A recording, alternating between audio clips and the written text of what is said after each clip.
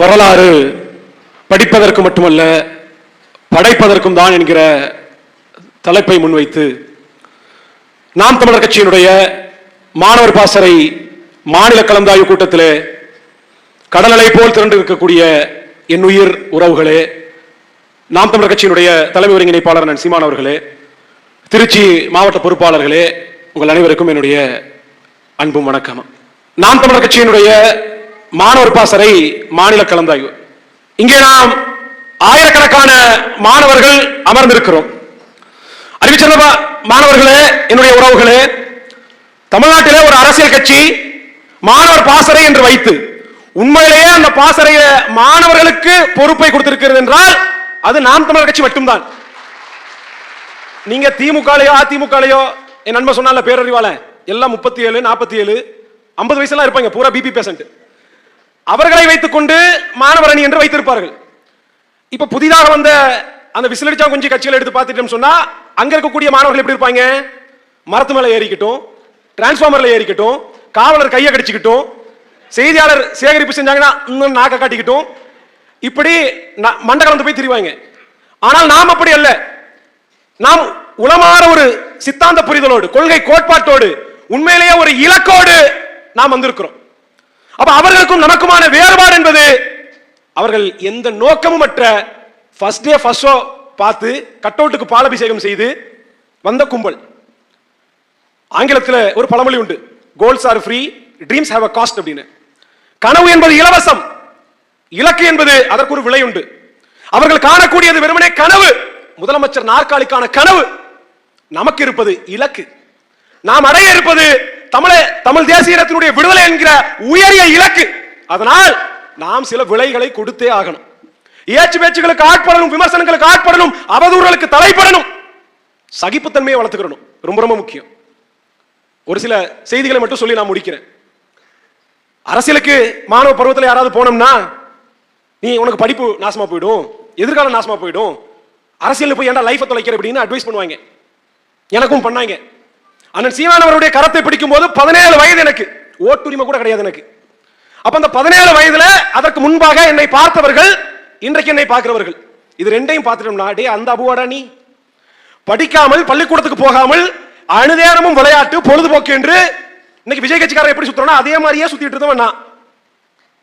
ஆனால் 17 வயதுல அண்ணன் பேச்சை கேட்டு அரசியல் புரிதல் ஏற்பட்டு, உங்களால நம்ப முடியுதா பாருங்க, 12ஆம் வகுப்பு படிக்கிறதுக்குள்ள 5 பள்ளிக்கூடம் மாறி இருக்கேன் நான். அப்ப என் சேட்டை எவ்வளவு இருக்குன்னு பாத்துக்கோங்க. 16ஆம் வகுப்புல டிஸ்கன்டினியூ பண்ணிட்டேன். அந்த சமயத்துல தான் அண்ணன் பேச்சு கேட்கிறேன், 2015, 16 அந்த காலகட்டம். பிறகு டுட்டோரியல்ல சேர்ந்து 12ஆம் வகுப்பு எழுதுனா 12ஆம் வகுப்புல 6 பாடத்துல ஒரு பாடத்துல அவுட், அரியர். அதை கிளியர் பண்ணி சட்டக்கல்லூரியில் சேர்ந்து 5 ஆண்டுகள் சட்டம் படித்து இன்றைக்கு உங்கள் முன்னால் ஒரு வழக்கறிஞராக நிற்கிறேன் என்றால் சத்தியமாக அண்ணன் சீமானும் நாம் தமிழர் கட்சி மட்டும்தான் காரணம். ரொம்பலாம் இல்ல. என்னுடைய விவாதங்களை பார்க்கறதுல நிறைய பேர் கேட்கறாங்க, நல்லா பேசுறீங்க, கருத்தியலா பேசுறீங்க, நிறைய தரவுகளோட பேசுறீங்க. ஐ அம் a product of Seeman and proud to be a product of சீமான். வெறும் 10 ஆண்டுகள், a decade, just 10 yearsல நம்மளை உருவாக்கி இருக்கிறார். 25 வருஷம், 40 வருஷம், 50 வருஷம் பழுத்த இந்த அரசியல்வாதிகள் இவர்கள் எல்லாம் கேள்வி கேட்கக்கூடிய சாதாரண ஒரு மகனாக நம்மளை உருவாக்கி இருக்கிறார். சாதாரண நாம அதிகாரம் இல்ல, பணபலம் இல்ல, பதவி இல்ல, நம்ம அப்பம் பாட்ட பெரிய அரசியல் செல்வாக்குள்ளவர்கள் இல்லை. நாம் எல்லாம் சாமானிய வீட்டு பிள்ளைகள். ஆனால் கூட கோபுரத்தில் ஆட்சி அதிகாரத்தில் இருக்கிற அத்தனை பேரும் சட்டையை பிடிக்காத குறையா கேள்வி கேட்கிறோம். நாம் கேட்கக்கூடிய ஒவ்வொரு கேள்விக்கும் விவாதத்திலேயா இருக்கட்டும், மக்கள் மன்றத்திலேயா இருக்கட்டும், அத்தனையிலையும் இவர்களால் பதில் சொல்ல முடியல. அப்ப கருத்தியல் தெளிவோடு கோட்பாட்டோடு நாம நிக்கிறோம். நாம் செய்ய வேண்டியது படிக்கணும், படித்துக்கொண்டே இருக்கணும், புத்தகங்களை வாசிக்கணும். ஆங்கிலம், தமிழ், வரலாறு, இலக்கியம், கலை, அறிவியல், தொழில்நுட்பம், அரசியல் என்று அத்தனை விதமான புத்தகங்களையும் படிச்சு முடிக்கணும். ஒரு இலக்கு வச்சுக்கணும், ஒரு நாளைக்கு 20 பக்கம், 30 பக்கம், 50 பக்கம் படிக்கணும். புத்தகம் தான் நம்மளை வழி நடத்தும், புத்தகம் தான் நமக்கானது. எல்லாரும் கேட்கிறேன், நான் பேச்சாளர் ஆகணும், நல்லா பேசணும்னு முயற்சி பண்றேன், ஆனா வரமாட்டேங்குது. உண்மையிலேயே ஒரு பேச்சாளன் அவன் பேசுவதே இல்லை, அவன் படிச்சுக்கக்கூடிய புத்தகம் பேசும். அண்ணன் இவ்வளவு இருக்கு, வரலாறு அது இதுன்னு பேசுறாங்கன்னா அண்ணனுடைய லைப்ரரி நீங்க பாத்தீங்கன்னா தெரியும், அங்க எல்லா journals, all kind of books இருக்கும். அப்ப படிக்கக்கூடிய புத்தகங்கள் தான் மேடையில பேசும். அப்ப நாம தீவிரமான வாசகர்களாக மாறணும், படிக்கணும், படிச்சதை நம்மளுடைய உறவுகளோட பகிர்ந்துக்கணும், விவாதிக்கணும். அதில் இருக்கக்கூடிய முரண்களை பேசணும், அதற்கான தெளிவுகள் அப்பதான் கிடைக்கும். அப்ப வாசிப்பு, அது குறித்த சிந்தனை, அது குறித்த விவாதம், இதையெல்லாம் நாம் கொண்டு போகும்போது சரியான ஒரு நபராக நாம் உருவாகி வருவோம். அப்ப இந்த தேர்தல் நமக்கு மிக மிக முக்கியமான ஒரு தேர்தல். இதுல நாம செய்ய வேண்டியது ரொம்பலாம் இல்லை. நம்ம நண்பர்கள், உறவினர்கள், கூட படிக்கக்கூடியவங்க, நம்ம கல்லூரியில, பள்ளிக்கூடங்கள்ல, நம்ம விளையாட்டு மைதானங்கள்ல பார்க்கக்கூடிய மாணவர்களை அரசியல் படுத்தணும், பேசணும், தொடர்ச்சியா பேசணும். எப்படி எப்படி எல்லாம் நம்மளால பேச முடியுமோ, அது சோசியல் மீடியாலயோ, வாட்ஸ்அப்ல, எதுலயோ தினமும் நம்ம கருத்துக்களை பேசணும், கருத்துக்களை பகிரணும். அப்படி பேசும்போது, விவாதிக்கும் போது நாமும் பயனடைவோம், நம்மளால அவங்களும் பயனடைவாங்க. அப்ப தொடர்ச்சியாக நம்ம உறவுகள்கிட்ட நம்ம பேசணும். அவன் எந்த கட்சிக்காரா இருக்க போறான், கட்சி இல்லாம இருந்துட்டு போறான், அரசியல் சார்பு இல்லாம இருந்துட்டு போறான், அரசியல் மேல அக்கறை இல்லாம இருந்துட்டு போறான், யாராகவும் இருக்கட்டும், நாம பேசணும். கிரிக்கெட்டை பேசுறோம், பிக் பாஸை பேசுறோம், சினிமாவை பேசுறோம், எல்லாத்தையும் பேசுறோம்ல, அரசியலையும் பேசுவோம். அரசியல பேசுறதுக்கு செய்தி இல்லையா? இது நமக்கான காலம். பங்களாதேஷ்ல, நேபாளல, எங்கே பார்த்தாலும் இன்றைக்கு புரட்சி செய்வது ஜென்சி கிட்ஸ். இங்க இருக்கிற அத்தனை பேரும் ஜென்சி உறவுகள், நான் உட்பட. இது நமக்கான காலம். நம்ம பங்களாதேஷ் போல, நேபாள போல வன்முறையில் இறங்க வேண்டாம், ஆயுதத்தை கையில் எடுக்க வேண்டாம், அறிவாயுதத்தை கையில் எடுப்போம்.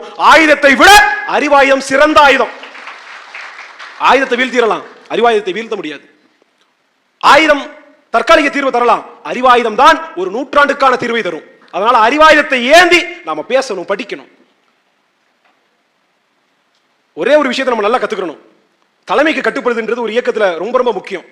அது இல்லாதனால ஒரு இயக்கம் பெரிய பின்னடைவை சந்திக்கும். இருக்கிறதுலேயே ஆக சிறந்த தலைமை பண்பு என்னன்னா, தலைமைக்கு கட்டுப்படுறது தான் முதல்ல. ஒரே ஒரு உதாரணத்தை மட்டும் நான் சொல்லி முடிக்கிறேன்.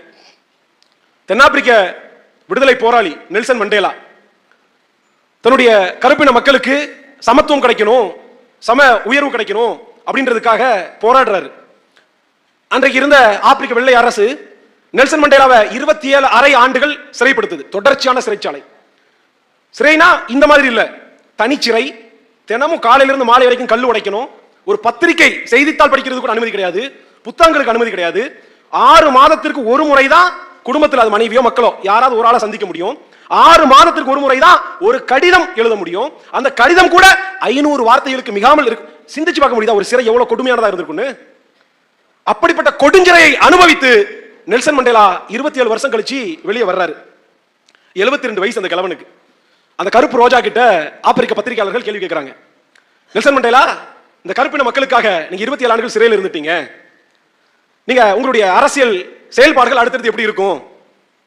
72 வயசு, பழுத்த ஒரு 40-50 ஆண்டுகள் அரசியல் அனுபவம் உள்ள ஒரு நெல்சன் மண்டேலா, கட்சியினுடைய ஆப்பிரிக்கன் நேஷனல் காங்கிரஸ் அந்த கட்சியினுடைய துணைத் தலைவராக இருந்த நெல்சன் மண்டேலா இந்த கேள்விக்கு என்ன பதில் சொல்லியிருக்கணும்? நான் இப்படி செய்வேன், அப்படி செய்வேன்.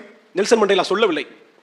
72 ஆண்டுகள் ஆன 27 ஆண்டுகள் கருப்பின மக்களுடைய விடுதலைக்காக கொடுஞ்சிறைவாசத்தை அனுபவித்த நெல்சன் மண்டேலா சொன்னார், நான் I am a loyal member of the African National Congress. நான் ஆப்பிரிக்க தேசிய காங்கிரஸ் கட்சியினுடைய விசுவாசமான உறுப்பினர். கட்சியினுடைய தலைமை எனக்கு என்ன கட்டளை இடுகிறதோ அந்த கட்டளையை செய்வேன் என்று நெல்சன் மண்டேலா சொன்னார். அதுதான் தலைமை பண்பு. அந்த தலைமை பண்பிற்காகத்தான் அடுத்த 2 ஆண்டுகளுக்குள்ளாக 1994 ஆப்பிரிக்காவினுடைய முதல் கருப்பு பிரதமராக, ஜனாதிபதியாக நெல்சன் மண்டேலாவால் வர முடிந்தது. அப்போ தலைமை பண்புக்கு மிக மிக உன்னதமான அடிப்படை குணாதிசயம் என்பது தலைமைக்கு கட்டுப்படுதல். தலைமைக்கு கட்டுப்படுவதுதான் மிக மிக முக்கியமானது. அறிவார்ந்த மக்களே, அறிவார்ந்த உறவுகளே, 26 நமக்கான காலம். நம்ம கிட்ட கொடுக்கிறதுக்கு காசு இல்லை, இருந்தாலும் கொடுக்க போறது இல்லை. நம்ம கிட்ட இருக்கிறது உயரிய சிந்தனை இருக்குது, கருத்து இருக்குது, கோட்பாடு இருக்குது, கொள்கை இருக்குது. தெரு தெருவா பேசுவோம், வீதி வீதியா பேசுவோம். ஒரு 6 மாசம் நம்ம சுத்தி இருக்கக்கூடிய உறவுகளை அரசியல் படுத்துவோம். நமதாகும் வரலாறு படிப்பதற்கு மட்டுமல்ல படைப்பதற்கும் தான் 2026 வரலாறு படைப்போம். அந்த வரலாற்று வெற்றியை சீமான் அவர்களுக்கு காணிக்கையாக்குவோம், நம்மளுடைய முன்னோர்களுக்கு காணிக்கையாக்குவோம். நன்றி, வணக்கம். நாம் தமிழர்.